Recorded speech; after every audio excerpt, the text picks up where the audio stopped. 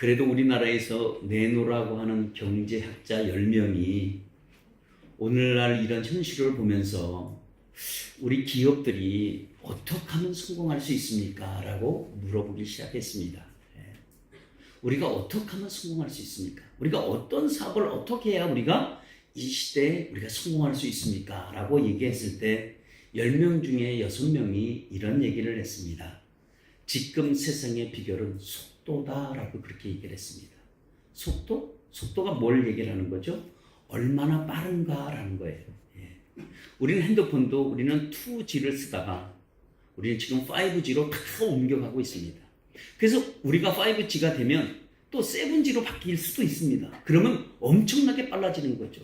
우리가 어떤 거 하나 다운로드를 하나 받으면 순식간에 지나갈 수밖에 없는 이런 속도전이 오늘날의 속도가 여러분의 기업의 성공을 만들 것입니다. 라고 얘기를 했습니다. 그러니까 얼마나 빠른가 이거죠. 그래서 늦어지는 것들은 사용하지 않으려고 합니다. 옛날에 우리가 컴퓨터를 켰을 때는 금방 안 켜져도 인내하고 기다렸지만 오늘날의 컴퓨터를 켜서 빨리 켜지지가 않으면 사람들은 그 자리를 옮겨가기 시작합니다. 마찬가지입니다. 어떤 것보다 영업하시는 분들도 마찬가지고 특별히 배달하는 그런 어떤 영업에서도 성공은 어떤 거냐면 빠름입니다. 전화로 주문했을 때 한 1시간 걸립니다 라고 하는 것과 10분이면 갑니다 하는 것과는 정말 다릅니다. 그러면 많은 사람들은 어디다 주문을 하냐면 빠른 곳에다 주문을 하게 되어 있습니다. 그래서 성공의 비결이 속도인 거예요. 얼마나 빠르게 가느냐는 그거에 관건이 달려있다라고 그렇게 얘기를 합니다. 그래서 한번 저도 생각해 봤습니다. 옛날에는 저희들도 큰 걸 좋아했습니다. 양이 많은 걸 좋아했는데 지금은 크고 양이 많은 걸 원치 않습니다. 가능하면 지금 작고 얇고 이런 것들을 더 선호하는 추세로 바뀌었습니다. 그러나 지금은 어떻게 더 바뀌었냐면 지금은 더 빠른 것을 요구하고 있습니다. 그래서 우리가 요리도 앞으로는 그렇게 된다고 많은 사람들이 보고 있습니다. 지금은 여러분들이 요리할 때 볶고 지지고 막 하지만 이제는 볶고 지진 것이 깨끗하게 다 나와서 그것도 영양사가 최고의 음식을 만든 그 포장들이 나와서 이제는 그 포장을 들고 우리가 마이크로 오븐에다 딱 넣고 2분, 3분이면 다 끝나버리는 그래서 음식 만드는 시간을 대폭 줄이겠다고 지금 생각하고 있는 것들이 지금 4차원 사업의 성명이기도 합니다. 그러니 이런 속도가 그러니까 지금은 음식을 만드는 것보다는 어떻게 빠르게 먹느냐는 거야. 그래서 인스턴트 식품이 유행을 하고 이것이 곽광을 받는 이유는 빠르게 먹을 수 있다는 그 하나의 장점 때문이기도 합니다. 그래서 21세기의 성공의 핵심은 뭐냐? 빠른 거예요. 속도예요. 얼마나 빠르냐라는 겁니다. 그런데 이 빠름을 통해서 얻어지는 놀라운 결과가 우리에게 가져다 주기 때문에 그래요. 아무리 빨라도 우리에게 가져다 주는 영향이 미세하다고 한다면 우리가 빠른 게 뭐가 필요하겠어요? 그러나 그 빠른 걸로 통해서 우리 삶의 영향력이 엄청난 효과를 주기 때문에 빠른 게 된 거죠. 그래서 그 빠른 게 그러면 다냐라고 생각을 해봤습니다. 근데 거기에는 부작용이 반드시 또 있다는 거예요. 어떤 부작용이 있을까? 우리가 부작용은 다른 게 아니라 빠르다고 해서 다 좋나? 지금은 다 좋다고 하지만 거기에 우리가 조심해야 할 것이 한 가지가 있는데 그 조심해야 될 것은 뭐냐? 지금 잘못된 방향으로 빠르게 가는 게 문제죠. 지금 잘된 방향으로 빠르게 가면 우리에게 얻어지는 효과는 엄청나게 크지만 잘못된 방향으로 빠르게 가면 우리에게 돌아오는 손실은 엄청난 우리에게 손실을 입을 수도 있다는 거예요. 왜? 너무 빠르게 갔기 때문에 돌아오지는 못하는 거예요. 그러면 어떻게 될까요? 거기서 문을 내릴 수밖에 없습니다. 왜냐하면 돌아올 수가 없으니까. 그래서 우리가 하나 주의해야 할 것은 그러면 우리는 잠시 멈출 때가 있어야 된다는 거죠. 우리가 왜 멈춰야 될까요? 지금 내가 가는 이 길이 맞는 길인가? 아니면 저 길이 맞는 것인가? 우리가 돌아볼 때에 이 길이 틀린 거리구나. 이 길이 맞는 길이구나. 이거를 점검할 수 있는 스탑을 할 수 있는 사람이 오늘날 진정한 성공자가 될 수 있다고 토붙여서 얘기를 하고 있습니다. 그러니까 자신을 돌아볼 수 있다는 것. 내가 가는 이 길이 맞는 길인지 안 맞는 길인지 확인할 수 있다는 것. 이것이 잠시 멈춤이 우리에게는 절대 필요합니다. 그래서 내가 가는 이 길이 우리의 신앙인의 우리의 모습은 이 길이 내가 신앙의 길이냐 이거죠. 내가 이 길이 주님이 원하는 길이냐는 거죠. 만약에 주님이 원하는 길이라고 한다면 우리는 여기다 속도가 우리가 붙으면 엄청난 우리에게 영향력을 우리가 가져올 수 있습니다. 그러나 이게 주님이 원하는 길이 아니라고 했을 때는 우리는 빨리 방향 전환이 여러분 있기를 축원합니다. 예. 그래서 우리가 이 주님과 함께하지 않는 이 길이라고 한다면, 다시 말하면 이 확인을 해봐서 이게 아니라고 한다면 돌이킬 수 있는 사람, 이 사람이 바로 신앙의 진정한 성공자가 여러분 될 수 있습니다. 잘못된 길 다시 돌아온다는 것, 이게 바로 성공의 시작입니다. 성공의 시작은 무엇으로 화려하게 시작하는 게 아니라 내가 잘못된 길에서 돌이켜서 잘된 길로 돌아오는 그 순간이 뭐라고요? 어디의 시작이라고요?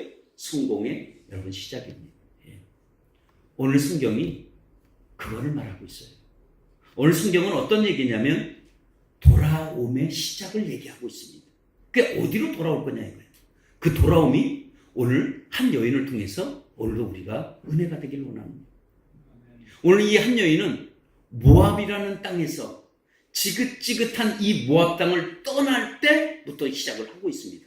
그러면 그녀가 지금 떠나서 어디로 가길 원하냐면 베들레헴으로 다시 돌아가려고 하고 있습니다.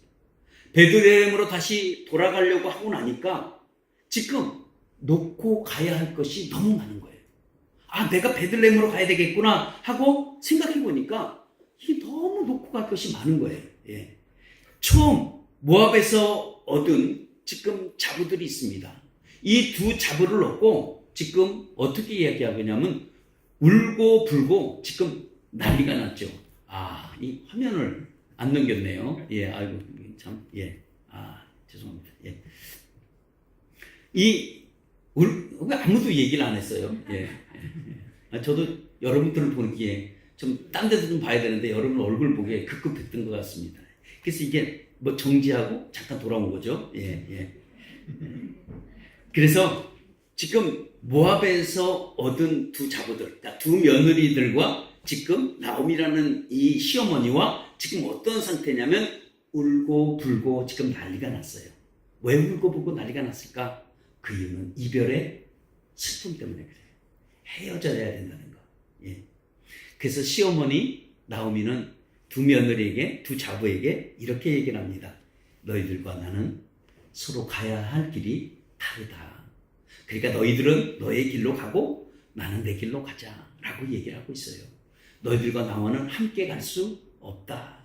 그러니 차라리 너희들은 자유롭게 좋은 혼처의 자리가 있으면 시집이라도 가라라고 그렇게 얘기를 하고 있습니다. 그러면서 하는 얘기가 시어머니가 뭐라고 얘기하냐면 하나님이 너희들을 돌보아 주실 것이다. 그렇게 얘기를 하고 있습니다. 근데 그 얘기를 들으면 며느리들이 네 시어머니 감사해요. 우리를 끝까지 데리고 산다 그러면 우리가 홀로 어떻게 살아요. 아이고 감사해요 라고 하는 게 아니라 오늘 두 며느리는 그렇게 얘기를 합니다. 아닙니다. 어머니 아닙니다. 우리는 어머니와 함께 가겠습니다 라고 얘기를 해요. 그러니까 시어머니가 여기서 강하게 담대하게 아주 단호하게 얘기합니다. 너희들 돌아가라. 내가 너희들과 절대 함께 가지 못한다 라고 얘기를 해요. 오늘 나오미가 보면 굉장히 지금 어떻게 보면 시어머니가 센 시어머니처럼 보이기도 합니다. 그럴 수밖에 없는 게 있는 이유는 나오미라는 이 여인은 이별을 지금 한두 번 겪어본 게 아니에요. 왜냐하면 그의 사랑했던 고향 땅 베들레헴을 떠나올 때 친지들과 다 인사를 했거든요. 잘 있어요. 이민 가는 사람에게 잘 가요. 우리 기다릴게. 이런 헤어지는 아픔을 첫 번째로 경험을 했고, 두 번째 경험은 갑자기 남편을 잃어버렸어요. 여기에 오는 슬픔은 이루 말할 수 없었습니다. 이방 땅에서 남편이 죽었다는 이 사실이 그녀에게는 굉장히 큰 슬픔이었을 겁니다. 근데 그 슬픔이 채 가시기도 전에 두 아들을 잃어버렸어요. 이것도 그녀에게는 굉장히 쓰라린 슬픔일 수도 있습니다. 근데 마지막으로 지금 또 어떻게 되냐면 그동안 며느리들과 정이들을 했는데 이 며느리들과 또 이별을 해야 돼. 또 슬픔을 겪어야 돼. 이러니 얼마나 슬프겠어요. 그러니 독한 마음을 안 먹을래? 안 먹을 수가 없겠죠. 여기서 독한 마음을 먹지 않으면 절대 헤어질 수가 없어요. 그러니까 독한 마음을 먹고 담대하게 얘기를 합니다. 뭐라고 얘기하면 자부들아, 너희들은 이 모압 땅에 남아라. 나는 이스라엘로 가겠다. 나는 너희들과 절대 한 길로 갈 수가 없다라고 얘기를 하고 있어요. 예. 사람이 가장 힘들 때가 있습니다. 가장 힘들 때는 어떻냐면 누구랑 함께 있을 때 가장 좋습니다. 내가 힘들 때 누가 옆에서 얘기해서 서로 위로해 줄 수 있는 사람이 있다면 우리가 얼마나 행복한 사람이겠어요. 그러나 나에게 위로해 줄 사람이 없다고 한다면 이것처럼 우리에게 슬픔은 없습니다. 그러나 위로해 주는 사람이 있다면 얼마나 좋겠어요. 그러나 지금 나오미를 보세요. 나오미는 지금 힘을 합칠 때야. 서로 위로할 때라고. 왜? 서로 다 안타깝잖아. 예. 그래서 여자들끼리 지금 뭉쳐야 하는데도 불구하고 그 며느리들을 데리고 야, 우리가 지금까지 피눈물을 흘렸으니까 우리가 한번 잘 살아보자. 우리가 어떻게든지 거세게 한번 살아보자 라고 얘기를 해야 되는데 오늘 자부들에게 그렇게 얘기하지 아니하고 자부들에게 너희 길은 너희 길로 가라는 거예요. 예. 하기야 모압 땅에서 얻은 것은 하나도 없습니다. 다 잃어버렸습니다. 마지막으로 건진 게 있다면 뭘 건졌을까요? 두 며느리를 건진 것밖에 없습니다. 두 아들을 잃어버렸지만 두 며느리를 건졌어요. 그러면 이 며느리들과 함께 돌아가겠다고 하는데 그러면 함께 돌아가야 되는데 어떻게 된 게 함께 돌아가지 아니하고 야 너희들 너대로 가라고 슬픔을 지금 어떻게 보면 굉장히 주고 있는 것이 나오미입니다. 나오미는 그럴 수밖에 없는 이유가 한 가지 있다면 나오미는 모압을 잊고 싶어요. 모압이라는 데서 깨끗하게 정리하고 싶어요. 그 이유가 모압을 가만히 생각해 보니까 모압은 자기에게 기쁨을 준 게 아니라 늘 슬픔을 주었어요. 하나님이 계시는 베들레헴을 생각해 보니까 베들레헴은 자기에게 슬픔을 준 게 아니라 뭘 줬을까요? 기쁨을 늘 줬던 땅이에요. 이게 다른 거죠. 그래서 모압을 정리하고 싶었습니다. 그러나 자부들을 데려가야 되는데도 마땅히 데려가야 되는데도 불구하고 오늘 자부들을 데려가지 않는 굳이 그 이유가 있다고 한다면 이 베들레헴에 돌아가려면 신앙이 있어야 돼요. 하나님에 대한 믿음이 없이는 신앙생활을 할 수가 없어요. 왜냐하면 지금까지 사사시대를 겪어왔던 이 시대이기도 합니다. 사사시대 대표적이라고 한다면 각기 소견대로 살았습니다. 각기 소견대로 살았던 그 이유는 하나님인데도 불구하고 자기 소견대로 살았습니다. 그 이유가 있다면 이방 신들을 섬겼던 것 때문입니다. 이 두 자부를 데려갈 때 시계 신앙이 없이는 믿음이 없이는 하나님을 섬긴다는 것 이건 분명히 가족 간에도 문제가 생길 수가 있습니다. 아무튼 믿음이 바탕이 되어야 되는데 그게 되지가 않습니다. 그래서 나오미는 지금 이별의 슬픔과 고통을 지금 나누고 있습니다. 그리고 자기가 하나님 앞에 돌아가는데 걸림돌이 된다고 한다면 그녀는 지금 과감하게 청산을 하고 있습니다. 어떻게 보면 나오미는 지금 굉장히 과감한 선택을 하고 있었습니다. 예. 불가분을 한 거겠죠. 아니면 우리가 보면 어쩔 수 없는 선택일 수도 있습니다. 그 선택을 나오미는 해야 될 수밖에 없어요. 예. 사람이 버려야 될 것은 버리고 취해야 될 것은 취할 수 있는 이렇게 구분할 수 있는 사람이 여러분 지혜로운 사람이라고 합니다. 예. 함께 할 사람이 있다면 함께 해야 되고 떠나 보내야 될 사람이 있다면 떠나 보내야 하는 것이 여러분 지혜로운 사람입니다. 지금 나오미는 하나님 앞에 돌아가면서 모압에서 얻은 것 그거 다 포기하는 거예요. 그것이 아픔이 될지언정 담대하게 떠나라고 얘기를 하고 있습니다. 그 대신 하나님이 너희들을 선대하리라 하고 깨끗하게 오늘 나오미가 마무리하는 장면이 오늘 성경입니다. 이런 돌아감의 성공의 시작은 누가 하셨나? 하나님이 직접 하셨다는 거예요. 이 돌아감의 시작을 나오미가 만든 게 아니라 하나님이 지금 만들어주셨어요. 어떻게 만들어주셨냐면 소식을 듣게 했습니다. 모압에서 좌절하고 자기의 슬픔 속에서 있어야 하는 그날인데 하나님이 자기 백성들을 돌보셨다. 자기 땅에는 지금 풍년이 들어서 먹을 것이 풍부하다는 그 소식을 하나님이 들려주게 했습니다. 왜냐하면 나오미는 지금까지 10년 동안 이스라엘의 소식을 하나도 못 들었는데 오늘 그 소식을 듣게 됐습니다. 그래서 하나님이 돌아감의 시작을 하나님이 직접 만드셨습니다. 그리고 하나님이 나오미가 일어날 수 없는 그런 환경 속에서도 하나님이 그녀를 일어나게 만드셨고 돌아가게 만드신 것도 역시 하나님이 하셨어요. 나오미 입장에서 한번 생각해 보세요. 아니 지금 돌아가려고 하는데 지금 고향 땅을 떠나왔을 때는 자신 있게 떠나왔다가 다 잃어버리고 가야 되는데 이게 무슨 개망신이에요. 예. 돌아가려니까 이게 체면이 안 쓰는 거야. 예. 그리고 내가 돌아가 본들 누가 나를 알아주겠냐고. 예. 그런데도 불구하고 그녀를 일으켜 세운 것은 누가 하셨냐? 하나님이 하셨습니다. 하나님을 잊고 살던 그녀에게 하나님이 다시 감각을 살려주셨어요. 오늘날로 말하면 첫사랑을 다시 회복시켜 주신 거예요. 그래서 오늘 하나님이 그녀에게 소식을 들려주면서 그녀가 깨달은 게 뭐냐면 모압이 아니구나. 이렇게 깨닫게 될 때 돌아갈 수 있는 장소를 생각하는 거예요. 그녀가 돌아갈 수 있는 장소는 어딜까요? 그녀는 다른 게 아닙니다. 하나님이 머물고 하나님이 자기를 지금까지 인생을 이끌어 주신 그 하나님의 땅으로 돌아가는 거였어요. 근데 위치를 보니까 지금 자기가 어디에 있는 거예요? 모압에 있었다는 거예요. 그러니까 아니다. 내가 위치가 지금 모압이구나 하고 자기 자신을 발견했을 때 이 발견한 이것을 학자들은 은혜라고 얘기를 하고 있습니다. 이것이 바로 하나님의 은혜입니다. 내가 깨달을 수 있고 내가 나를 돌아볼 수 있고 내가 내 장소가 여기가 아니라는 것을 깨닫게 된 이것은 바로 하나님의 여러분 은혜입니다. 이거 역시 인간의 참된 승리는 어디에 있느냐? 지금 내 위치가 어디에 있냐 이거예요. 여러분의 위치가 어디에 있습니까? 여러분들은 여러분의 자신을 돌볼 줄 알 때 여러분 하나님의 은혜가 임하게 되어 있습니다.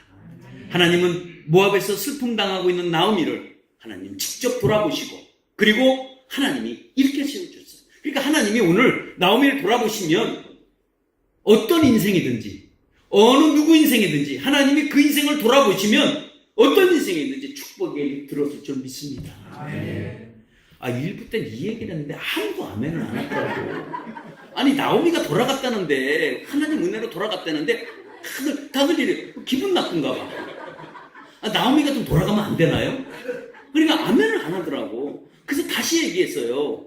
여러분들이 나오미가 아니더라도 나오미같이 좀 생각을 해라 라고 해서 다시 이 얘기를 했습니다. 그랬더니 아멘에서 제가 얼마나 그때 달라졌는지.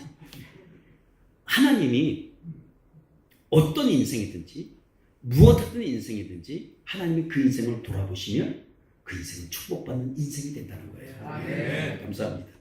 무엇을 잘못했든지 하나님은 모든 삶을 바꿔놓기 시작을 합니다.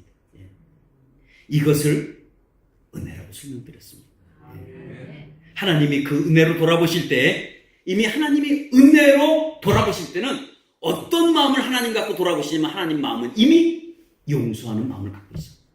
하나님은 그를 긍휼한 마음을 갖고 있어요. 비록 그가 예루살렘을 등지고 모압 땅으로 갔는데 그 모압 땅에 하나님이 찾아가실 때는 어떤 마음을 갖고 찾아가냐면 이미 용서와 그리고 사랑이라는 것을 가지고 그를 돌아보셨다는 거예요. 그래서 하나님은 그녀에게 모압을 버리고 이제 내 땅으로 돌아오라고 지금 말씀하고 있습니다. 하나님은 은혜를 주세요. 그러면서 하나님의 은혜를 우리에게 주시면서 우리에게 요구하고 있는 조건 한 가지가 있습니다. 우리에게 무작정 하나님이 돌아오시게끔 만드는 게 아니라 돌아오실 때 우리에게 한 가지 요구 조건이 있어. 하나 우리에게 강력하게 우리에게 내세우는 게 하나 있는데 그 내세우는 게 있다면 그게 뭘까? 요구 조건은 다른 게 아니라 회개 없이는 돌아갈 수가 없어요. 만약에 그 자리에 앉아서 회개가 없이는 일어날 수도 없고 돌아올 수도 없습니다. 여러분 회개는 우리를 일어서게 만듭니다. 우리를 어디 앞에 일어서게 하냐면 주님 앞에 우리를 일어서게 만듭니다. 모압이라는 자리에서 일어나 거기서 더 이상 머무르면 안 된다는 것, 그리고 빨리 일어나서 가야 된다는 것. 근데 많은 사람들은 회개할 줄도 압니다. 회개해요. 근데 회개하는데 일어나지는 못하는 분들이 참 많습니다. 왜 회개를 했는데 일어나지 못할까? 라고 보았을 때 그 사람의 손에는 너무 작은 것들이 많아요. 이 작은 것들이 너무 무거워서 못 일어나요. 그걸 내려놔요. 회개하는 순간 그것도 함께 여러분 내려놓으시기 바랍니다. 나오미는 하나님의 은혜를 붙잡고 일어났습니다. 그가 일어났을 때 방향전환이 일어났습니다. 내가 어디로 가야 되는지, 동으로 가는지 서로 가는지 방향전환이 분명하고 뚜렷했습니다. 남편도 잃고 자식도 잃고 이제 돌아갈 것이 없는 모든 소망이 끊긴 그런 상태에서 하나님은 그녀를 돌아올 수 있는 커다란 소망이라는 것을 그녀에게 줬기 때문에 그녀는 일어날 수가 있고 갈 수가 있는 장소가 있고 그리고 가서 하나님을 만날 수 있는 그 기쁨이 그에게 있었습니다. 우리 역시 우리는 죄악으로 얼룩졌던 우리들입니다. 우리도 죄악의 자리에 앉아서 사실 우리는 어디로 일어설지 모르는 사람들이에요. 일어나도 우리가 어디로 갈지도 알지 못했던 사람들이 바로 우리들입니다. 아니, 우리가 아니라 접니다. 그럼 우리라고 하니까 깜짝 놀라시는데 이런 죄악의 자리에서 어디로 갈지 모르겠더라고. 일어나긴 일어나는데 어디로 가야 돼? 이걸 모르겠어요. 그러니까 다시 그 자리에 주저앉는 거죠. 왜? 야, 용기를 내고 딱 일어났는데 이게 어디로 갈지 모르네. 그러니까 그냥 도로 앉자. 이렇게 앉을 수밖에 없어요. 근데 하나님이 은혜를 주신 거예요. 무슨 은혜를 주셨냐면 예수 그리스도가 이 땅에 오셔서 우리에게 방향전환을 만들어 주셨어요. 그게 바로 십자가의 사건입니다. 그래서 십자가는 우리에게 웃음을 주셨어요. 십자가는 우리에게 기쁨을 주셨어요. 십자가는 우리에게 뭘 주시냐면 갈 수 있는, 돌아갈 수 있는, 하나님 앞에 돌아갈 수 있는 우리에게 소망을 주셨다는 거예요. 이게 십자가의 놀라운 사건이기도 합니다. 그래서 우리 십자가의 그 사건을 통해서 우리가 가야 할 방향이 어딘지, 내가 어디로 길을 가야하는지, 내가 무엇 때문에 가야 되는지 이 목적과 우리의 인생의 삶의 방향을 정확하게 제시해 준 게 바로 여러분 십자가입니다. 그래서 우리가 나오미는 베들레헴으로 돌아갔지만 우리는 어디로 돌아가야 할까요? 그래도 우리도 다 비행기 티켓 끊어서 우리도 베들레헴으로 돌아가야 할까요? 그럴 수는 없죠. 그럼 우리는 어디로 돌아가야 될까? 우리는 어디로 돌아가야 이 나오미 같은 이 기쁨을 누릴 수 있을까? 그것은 다른 데로 돌아가는 게 아니라 우리 예수께 돌아가시길 축원합니다. 예수께 돌아가야 우리는 진정한 기쁨을 누릴 수가 있습니다. 우리의 삶이 왜 이렇게 어려울까요? 산다는 것이 어떻게 보면 너무 고통이에요. 저만 그래요. 왜 이렇게 사는 게 힘들까? 왜 하루하루 살아가는 게 이렇게 힘들까? 그래서 하루하루 사는 게 너무 힘들어서 생각을 해보는 거죠. 그럼 내 삶이 이렇게 힘든 건 물질이 없어서 힘들까? 그렇지. 물질이 없어서 힘들 수도 있죠. 근데 물질이 없는 것은 사실 우리에게 불편한 거지 우리의 삶에 회의를 느낄 정도로 고통을 느끼지는 사실 않습니다. 일을 안 하고 그냥 집에 누워있는 사람은 예외로 하겠습니다. 부지런히 일을 하고 있고 돈을 버는데도 불구하고 그러면 우리가 돈이 없어서 그럴까? 아니에요. 물질이 없어서 그런 게 아니라고 얘기를 합니다. 아닙니다. 왜 그럴까? 뭘까? 그것은 우리 마음에 평안이 없어서 그래요. 우리 삶이 이렇게 고통하고 왜 삶이 이렇게 힘들까? 아직 내 마음에 여유가 없어서 그렇습니다. 이 질문을 이스라엘 백성들이 똑같이 하나님께 질문했습니다. 하나님, 왜 우리가 이렇게 힘들어합니까? 왜 우리가 이렇게 살아야 됩니까? 왜 우리 삶이 이렇게 너무 고통스럽습니까? 그럼 우리가 어떻게 살아야 됩니까? 이렇게 산다는 게 너무 고통입니다. 라고 하나님 앞에 이스라엘 백성들이 물어봤을 때 하나님은 정확하게, 클리얼리하게 우리에게 설명해 주셨습니다. 말씀해 주셨어요. 이스라엘 백성들이 뭐라고 얘기했냐면 이렇게 얘기했습니다. 너희가 나를 가까이 하지 않습니다. 너희가 나를 버렸다라고 그렇게 얘기했어요. 그러면서 하시는 말, 하나님 말씀이 뭐냐면 너희는 나에게 돌아와라 라고 했어요. 이스라엘 백성들이 그 말씀을 듣고 하나님 앞에 돌아가기 시작을 했습니다. 하나님 앞에 돌아갔을 때 그들의 삶이 얼마나 기쁨이 넘쳤는지 몰라요. 그래서 잃어버린 6월절 제사를 다시 기쁨으로 눈물로 제사를 드린 적이 있었습니다. 하나님께 돌아와서 그리고 그 수르바벨 그 앞에서 다 예배를 드려서 놀라운 기쁨을 회복했던 적이 있습니다. 그렇습니다. 하나님은 돌아오라고 우리에게 얘기합니다. 그래서 그들이 말씀을 듣고 돌아간 것처럼 오늘도 우리는 어디로 돌아가냐? 우리가 예수께 돌아가시길 축원합니다. 나오미가 돌아가려고 할 때 그 베들레헴이라는 그 하나님이 계신 곳을 돌아가려고 할 때 그녀의 마음은 엄청난 마음의 기쁨이 왔습니다. 평안함이 찾아왔습니다. 그래서 잘못되었을 때 빨리 돌아갈 수 있다는 것, 이것이 하나님의 은혜요, 이것이 하나님의 축복입니다. 지체하면 지체할수록, 늦어지면 더 늦어질수록 우리에게는 더 손해이니 우리는 뒤돌아보지 말고 여러분 예수께로 나가시길 축원합니다. 우리가 모두 예수 안에서 우리가 돌아갔을 때 예수님이 우리에게 주시는 기쁨이 있습니다. 우리에게 평강이 있습니다. 우리에게 회복이 있습니다. 우리에게 해결이 있습니다. 우리에게 이 예수 안에서 이런 무한한 기쁨을 저와 여러분들이 돌아갔을 때 여러분 누리시기를 예수의 이름으로 축원합니다. 그러면 우리가 돌아가려고 할 때 우리가 어떻게 해야 되느냐? 우리가 주님께 돌아가려고 할 때 우리는 때때로 포기가 있어야 합니다. 우리는 하나를 얻고 또 하나를 얻을 수 있다면 이것은 축복입니다. 그렇죠? 근데 우리는 새로운 것을 하나 얻기 위해서 갖고 있는 걸 때때로 포기할 때가 있다는 거예요. 이걸 포기해야 돼요.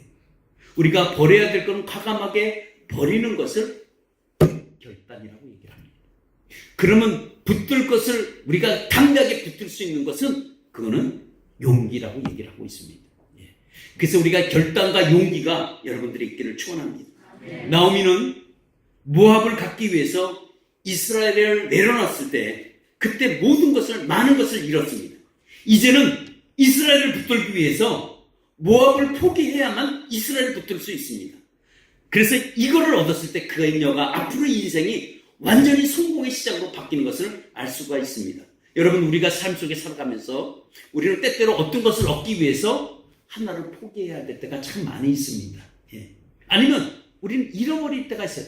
내가 이거를 얻어야 되니까 이걸 잃어버려야 돼. 그래서 때때로는 이걸 얻기 위해서 이걸 잃어버릴 때가 참 많이 있습니다. 그래서 여러분들이 어떤 것을 갖기 위해서 어떤 것을 포기한 적이 혹시 있으십니까? 한번 잘 생각해 보시기 바랍니다. 그걸 포기했을 때 얻어지는 은혜는 무한하게 컸을 줄 믿습니다.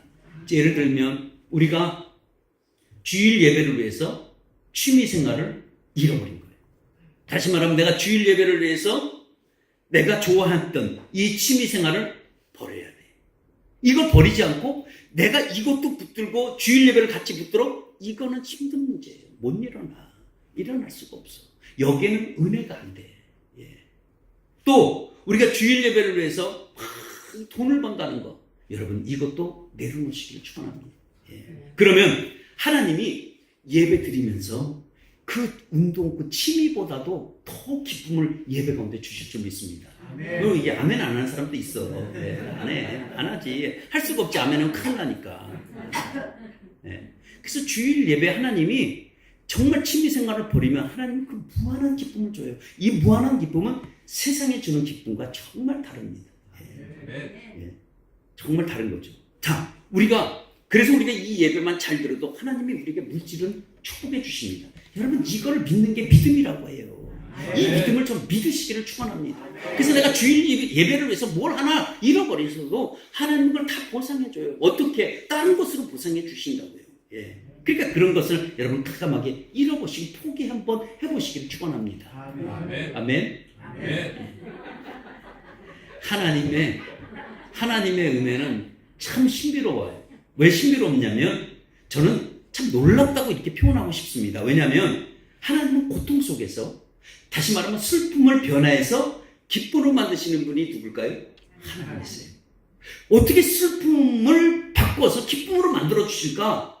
그리고 인생의 역전의 드라마를 만드세요. 이게 신비 아니에요? 이거는 정말 뭐라고 설명할 수가 없어요. 그래서 설명할 수가 없어서 뭐라고 얘기해요? 그래서 이게 은혜다라고 그냥 그렇게 설명하고 맙니다. 어떤 사람은 얘기하면 고난도 신비예요 라고 얘기를 해요. 왜 고난이 신비냐? 고난 때문에 더 잘된 사람이 있다는 거야. 그것도 참 신비지. 그래요. 고난을 겪었는데 더 잘됐대. 그것도 신비죠. 그러나 이거를 우리가 토탈 이거를 함께 뭉친다면 이것을 하나님의 축복이라고 설명하고 싶습니다. 왜냐하면 하나님이 아니면 정말 우리가 이해하기 어려운 상황입니다. 그래서 하나님이 오늘 룻기서라는, 이 룻기서는 짧습니다. 이 룻기서를 통해서 하나님이 우리에게 말씀해주고 있는 테마가 있다면 어떤 테마냐면 하나의 문이 닫히면 또 다른 문이 열린다라는 게 이 룻기서의 주제입니다. 어떻게 보면 하나의 문이 닫혔는데 하나의 문이 또 열리는 거야. 또 닫히는 줄 알았더니 또 열리는 거야. 이게 룻기서를 통해서 우리에게 말씀해주고 싶어하는 말씀입니다. 우리 인간의 슬픔은 하나님이 주시는 기쁨의 시작입니다.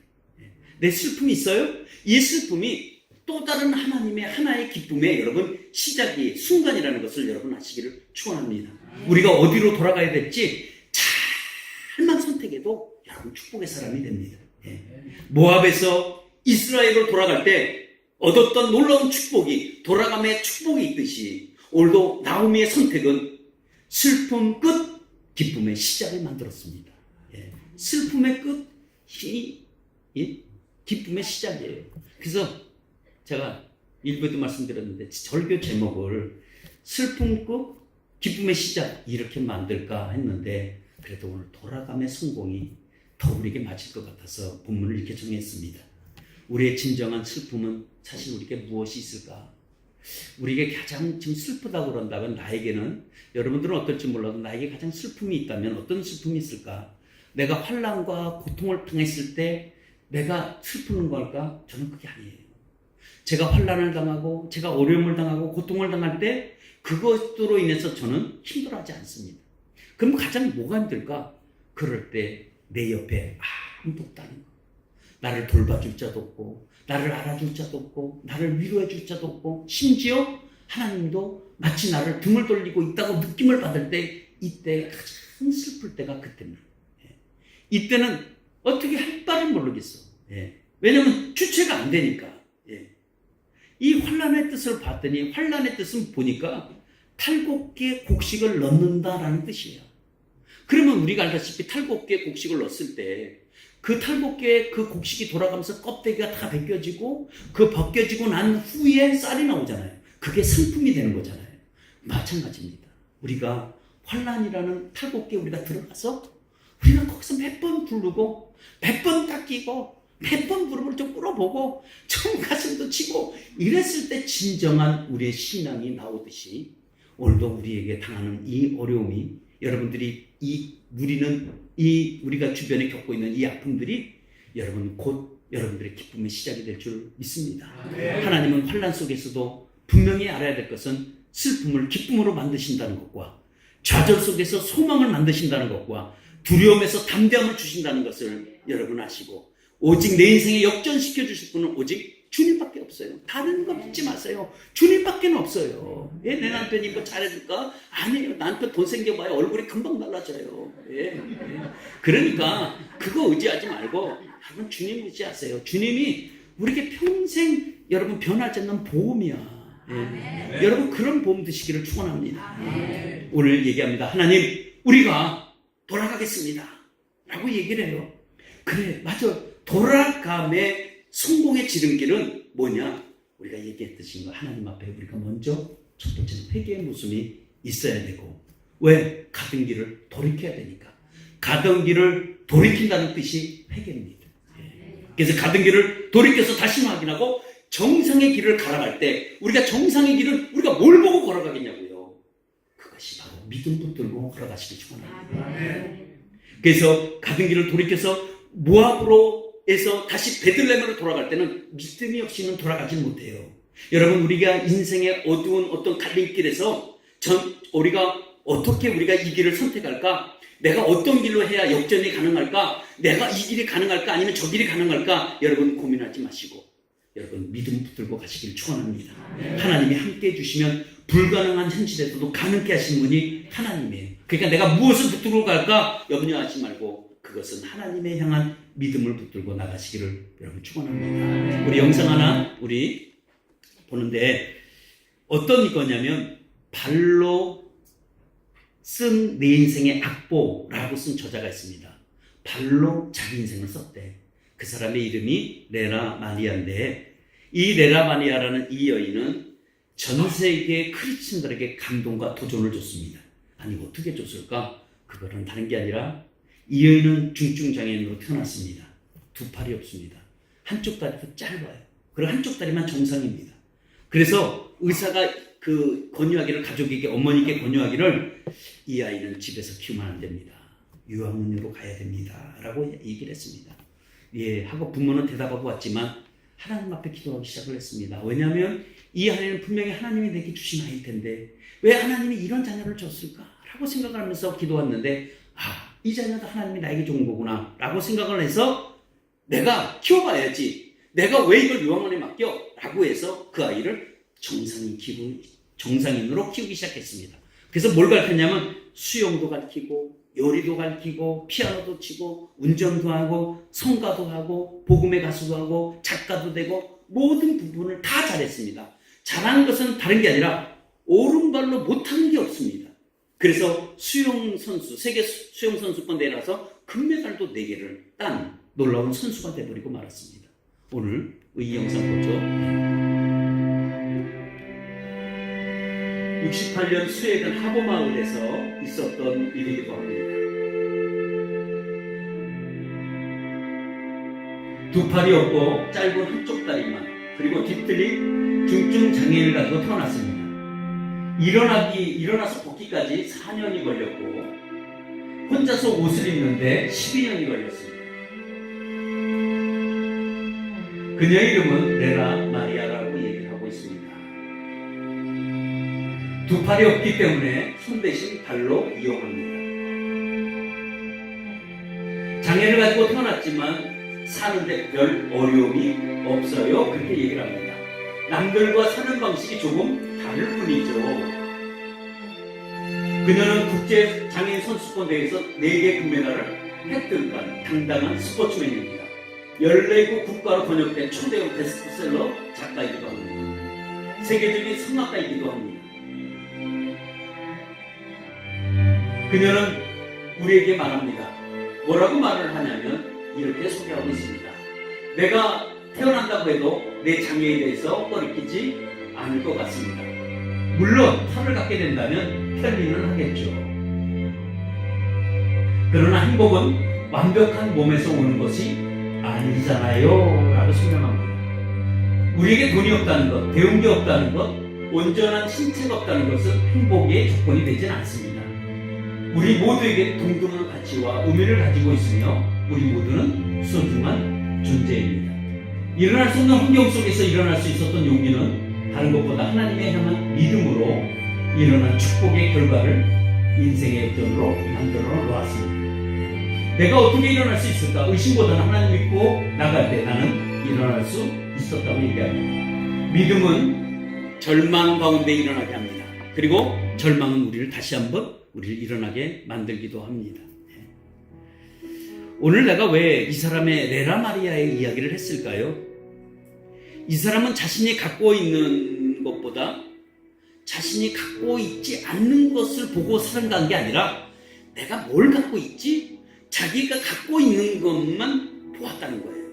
내가 뭘 잘할 수 있지? 라고 생각을 해서 그 잘할 수 있는 것만 갖고 있어요.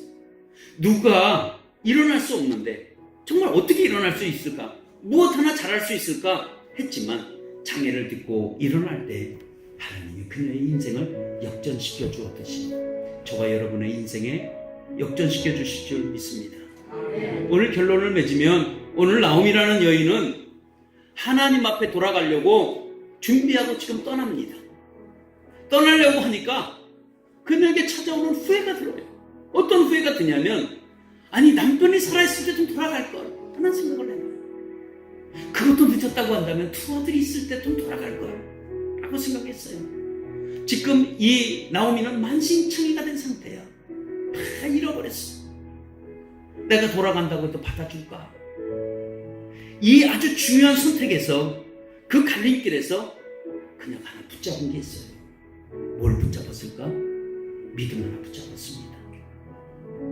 그녀는 하나님을 향한 믿음을 가지고 일어났습니다. 그래서 여러분 믿음은 우리를 담대하게 합니다. 믿음은 우리에게 소망을 보게 합니다. 믿음은 우리를 고난의 현장에서 나를 일으켜 세워주는 게 여러분 믿음입니다.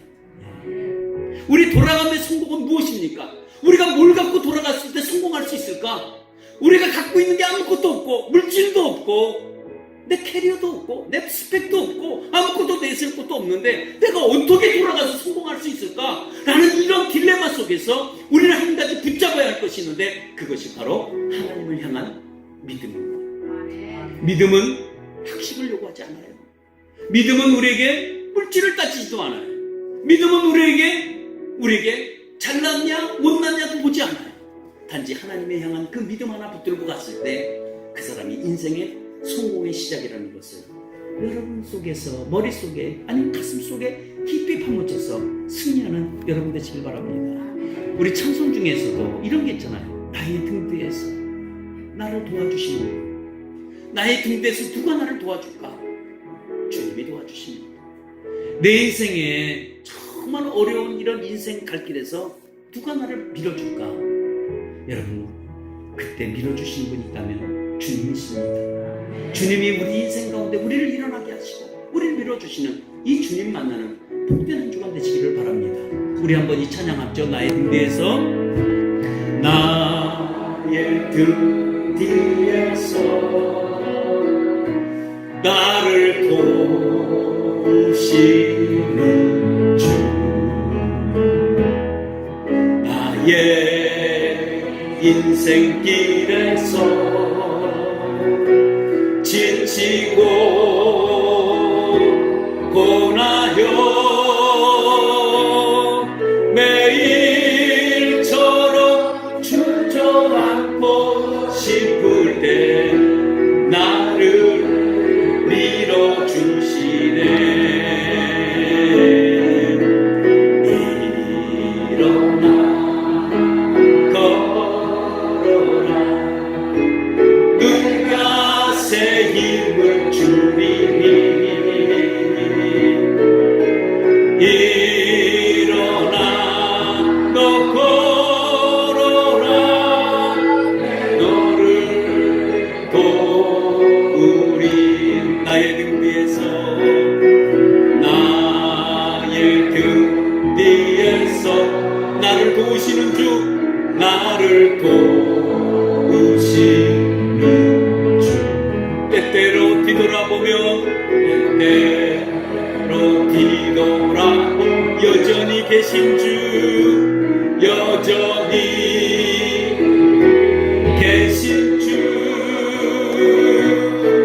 잔잔한 미소로 바라보시며 나를 재촉하시는 여러분, 우리가 어떤 환경 속에서도 이런 일어나는 은혜가 여러분의 삶에 있기를 바랍니다. 내가 새 힘을 주리니. 일어나 걸어가는 중, 일어나 너 걸어라, 내 너를 도우리. 우리 말씀 생각하면서 오늘도 우리 함께 기도하기를 원합니다. 하나님, 오늘도 여러분 답답하시고 여러분이 힘드신 여러분들이 있다면 이 시간 주님께 내 영혼을 다시 한번 돌아가시기를 바랍니다. 오늘도 말씀 생각하면서 하나님, 내가 믿음 하나 붙들고 다시 인생 시작해보겠습니다. 지금은 다 망가지고 찢어지고 다 없어진 이런 상황 속에서도 내가 다시 주님 앞에 일어나서 이제 새로운 인생을 다시 한번 살아보겠습니다. 내 돌아감이, 하나님께 다시 돌아감이 성공의 시작이라는 걸 알고 이 시간 우리가 통성으로 다 함께 기도하겠습니다.